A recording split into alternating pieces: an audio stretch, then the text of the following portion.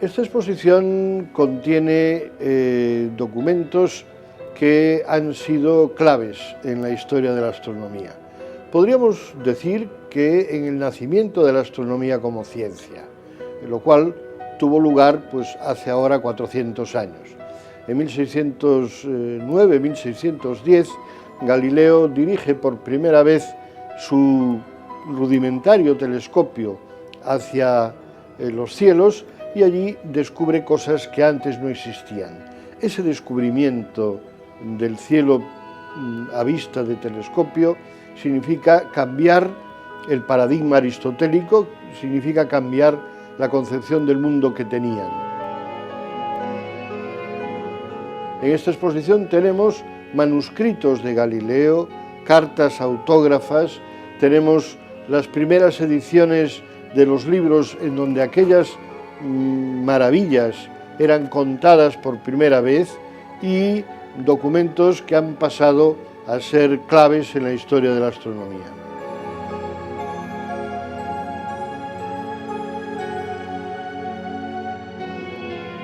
El que unas piezas bibliográficas de primera magnitud salgan por primera vez de Italia con el apoyo del gobierno italiano, con el seguro del Estado italiano, solo es posible cuando quien la solicita es una institución del nivel de un museo nacional. Entonces está un primer apartado dedicado a la fundación de la Academia, un segundo apartado dedicado a la invención del telescopio, después al tema de las primeras observaciones de Galileo con el telescopio y después entramos en lo que ha tenido más trascendencia social, que es al conflicto de la Iglesia con Galileo, ¿no? Y luego, al final de la exposición, también tenemos dedicado un apartado para la abjuración de Galileo ante el Tribunal de la Inquisición y también de la obra póstuma, cómo al final, y a pesar de que hayas abjurado, la verdad y la ciencia es lo que sobrevive y Galileo pues triunfa con su obra.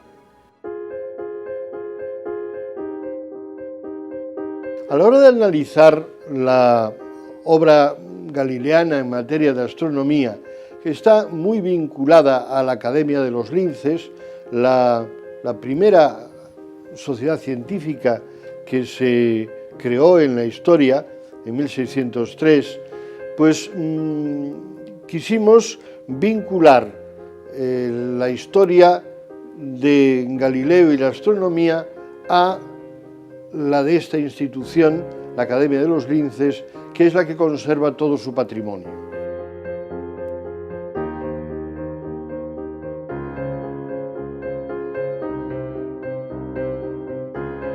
Lo que hizo Galileo fue una cosa auténticamente revolucionaria, que fue el tener la curiosidad de mirar a los cielos y la libertad de pensamiento para ver que lo que él veía, aunque no casase con lo que pensaba Aristóteles, pues tenía la fuerza de la realidad.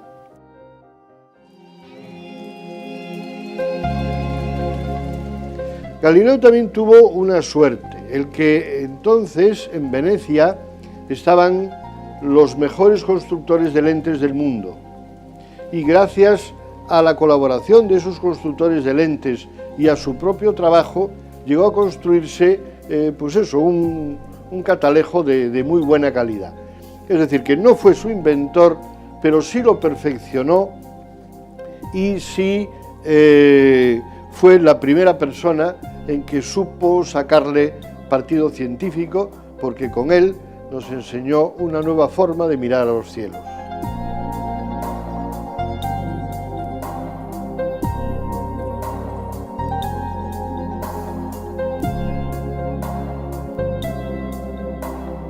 El Sidereus Nuncius es la primera monografía de divulgación científica que se dio en la historia. Es un librito pequeño, tiene en total 60 páginas y fue publicado en marzo de 1610, y en él se recogen las observaciones que hizo Galileo de los cielos realizadas entre finales de 1609 y febrero de 1610. Es curioso porque las últimas observaciones que se recuerdan, que se registran en el Sideros Nuncios, son de 15 días antes de su publicación. O sea que mayor inmediatez es incluso imposible hoy. O sea, hoy es imposible que un científico pueda publicar en papel 15 días después de haber descubierto algo, ese descubrimiento. Pues esto lo hizo Galileo, y lo hace en una obra que tiene una difusión rapidísima y que enseguida pues se conoce pues prácticamente en toda Europa. Galileo fue también el primer divulgador. El Sideros Nuncius fue la última obra que él escribió en latín. A partir de entonces se pone a escribir en el idioma vulgar, llamémosle italiano, y él además lo dice explícitamente: quiero escribir en idioma vulgar porque quiero que todo el mundo lo pueda leer. O sea, él estaba preocupado porque aquellos descubrimientos que él hacía fueran conocidos por todo el mundo, para que todo el mundo pues pudiera cambiar su forma de pensar y adecuarla a lo que es la realidad.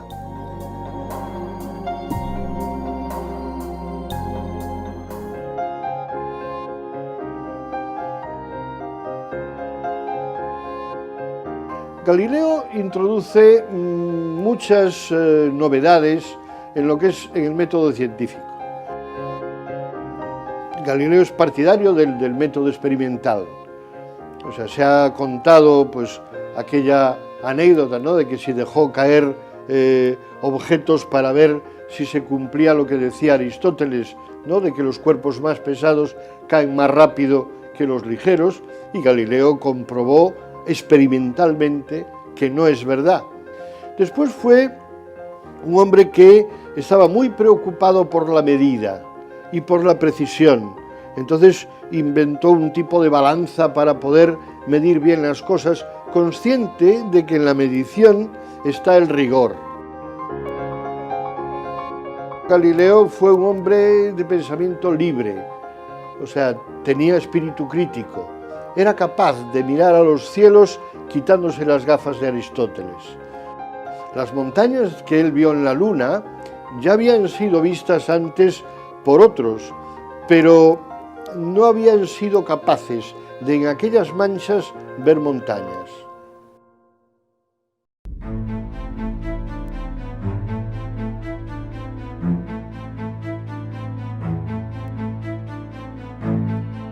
Aquellos descubrimientos pues no encajaban con la literalidad de algunas interpretaciones de la Sagrada Escritura, y ahí viene Galileo.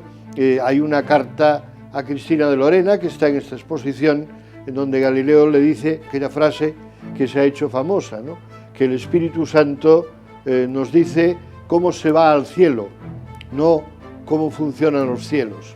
Y ahí es donde él quiere marcar una diferencia.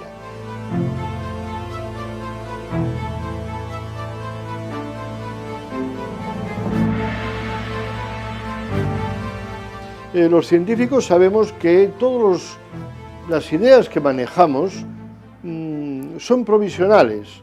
Es decir, todo lo que hoy pensamos, pues estamos seguros de ello en tanto en cuanto nos sirve para hacer predicciones. O sea, la persona que quiera certeza, que quiera seguridades, tiene que agarrarse a la fe. Y ahí es donde entra todo un mundo donde uno puede sentirse seguro.